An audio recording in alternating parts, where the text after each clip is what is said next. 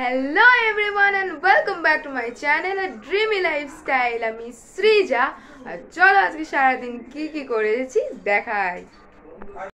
আজকে আমার কম্পিউটার ইনস্টিটিউটে ছিল একটা ছোট্ট বসন্ত উৎসবের উদযাপন, তো সেখানেরই একটা ছোট্ট ক্লিপ দেখো।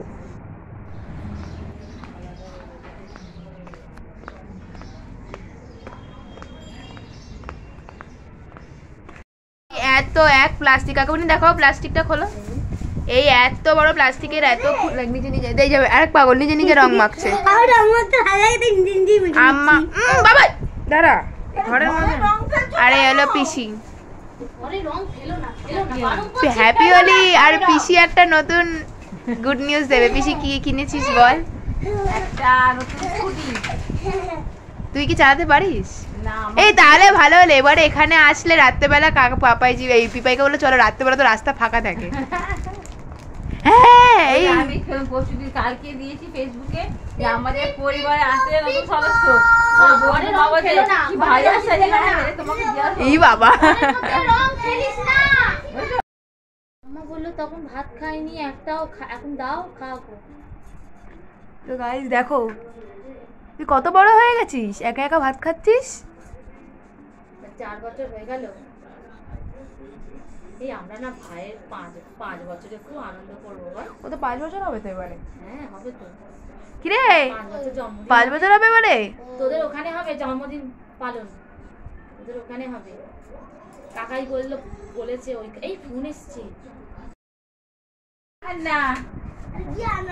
প্রথমে আমাকে পুরো ভূত বানিয়েছিল, আমি মুখটা ধুয়েছি, আর তারপরে এইবার মুখটা ভালো লাগছে না বাবা।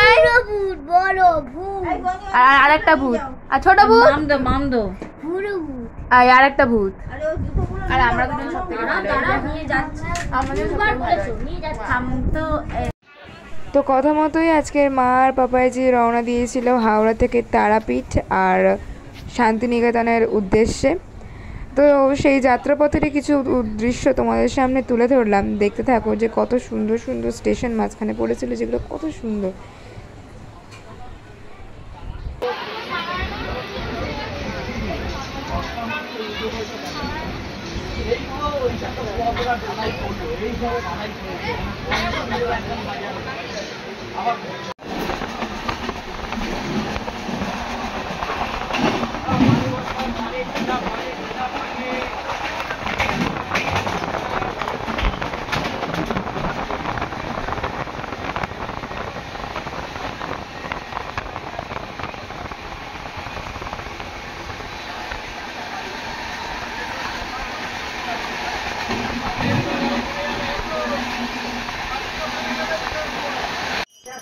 তো মায়ের ওখানে তারাপীঠে এখন নতুন যে একটা পার্ক হয়েছিল, সেখানে সন্ধ্যা আরতি শুরু হয়েছে। মারা গেছিল সেই সন্ধ্যা আরতি দেখতে, দেখো সেই অপরূপ সন্ধ্যা আরতির দৃশ্য।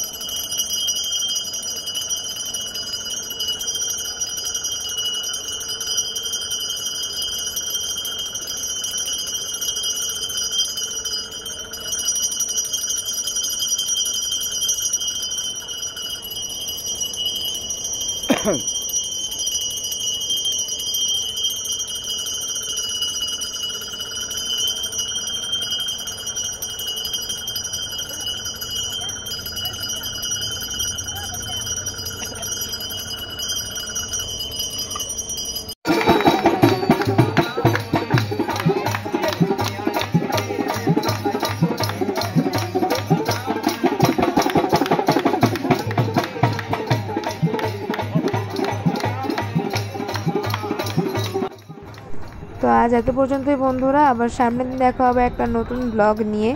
এই যে তোমরা দৃশ্য দেখতে পাচ্ছ, এটা তারাপীঠের শ্মশানের ওখানে তোলা, খুবই আলাদা রকমের একটা দৃশ্য।